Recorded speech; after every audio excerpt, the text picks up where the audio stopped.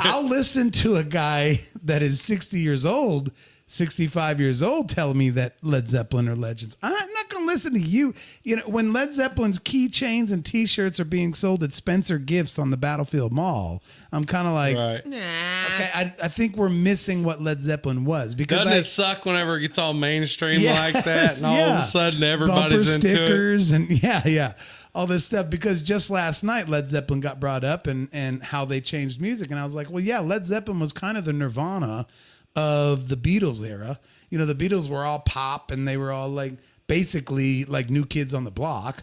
I mean, same thing happened with Metallica, man. They got to a point where, you know, James Hetfield said whenever they did the video for One, a dude came up and spit on him and was like, "Fuck you, you sold out." You know what I mean? Like, it's like, wow. Oh shit. yeah. You know, I mean, whenever they did the Black Album, man, like, this does not sound like Metallica. You know what I mean? It's just like... And so my point last night was like, I can completely respect and appreciate and even love what Led Zeppelin did, because we're coming out of like, I want to hold your hand. Yeah. And they're coming out with Kashmir. Like, they completely just fucking busted down any barrier. Like, everyone was like, I don't even know what the hell this is. And I love that about Led Zeppelin. I just hate when a 20-year-old tries to school me on how legendary Led Zeppelin is. I'm like, shut up. You don't even get a vote. I was born in 1971 and Led Zeppelin was already done by the time I was born. Stop it. Man, I'll tell you what, like, I've never liked Zeppelin. I mean, as a band, they're an awesome band, but I hate Robert Plant's voice. I do too. It drives me up the fucking wall. He equates it to Heart. Like he said he like he starts that moaning thing, and it's like, Jesus Christ, would you shut the fuck up, man?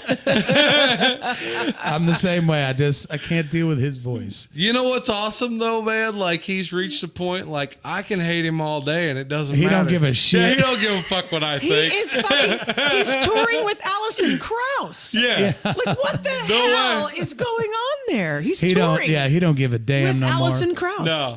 Hey, I heard he said one time that if he had to sing Stairway to Heaven every night, he'd break out in hives. Yeah. I believe it. Right? Tired of playing that shit. Pat Benatar has said the same thing about Hit Me With Your Best Shot. She's like, that's my biggest fucking hit. Well, that's that digestible shit we were talking about. I never want to sing that song again. Yeah, that's that digestible shit we were talking about earlier.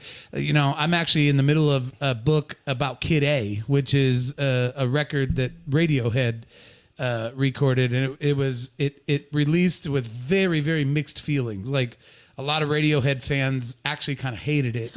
And then they kind of gained new fans, and that's when they kind of went a whole different direction. But Radiohead will not play Creep it live in concert. No way. They hate it. That's got to be hard because that's what everybody knows by. That's right. I know, and that's what they hate about that. How many people go see him and they're just like, what the fuck? They didn't play it. Yep. Every show. That's one of the very things they hate about that song. They're just like, that's not what we are. Creep is not what we are. And I'm just kind of like, well, you did fucking write it, though. Totally is what you are. Yeah. Come on. I just paid $100 for this ticket. Hey, Jamie Lane, man, from Warrant, he said the same thing about Cherry Pie. Like, he's like, that's the only thing I'm known for, and it sucks. The universe took him out. Oh, shit. It did. Too soon? And it did. Too soon? That's what you get for not singing Cherry Pie. Oh. No, Not a mouse that's for a you. joke. That's a joke. You know. Dan's being an asshole, ladies and gentlemen. Right here. Hey, you know what? That's the thing, though, is it happened. You got to laugh about it. If you don't laugh about it, it'll fuck your brain up. That's right. Yeah. And Julia, she pops in here and says, Dan is just jealous of Robert Plant for touring with his girlfriend, Alison Krauss. Oh, my gosh. You are so right. Just to fill you in, he actually played banjo when he was a kid. And Alison, of course, played violin, fiddle. And they actually did a contest in Kansas. We used to do contests together. Was this it one was in in Kansas? Illinois. And their parents made them have lunch together. So when we were like 11 or 12 years old. So he literally had lunch with Alison Krauss. It was a lunch date. Thank you. Oh, right. Your parents set you up. My grandma got invited to fucking Ricky Nelson's birthday party back in the 50s, man.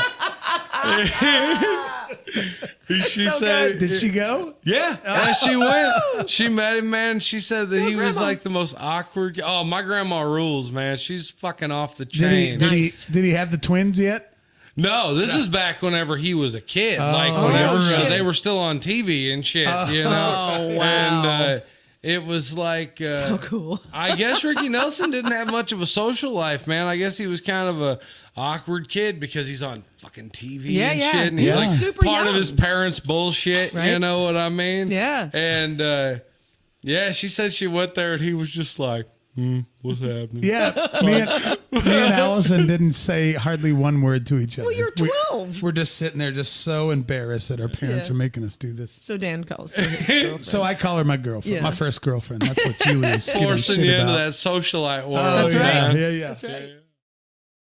Tune in live every Thursday night at 7 p.m. Central. On the Unsung Screamers Facebook page, YouTube channel, and Twitter. And check out our Unsung Screamers podcast. Wherever you get your podcasts. Ah!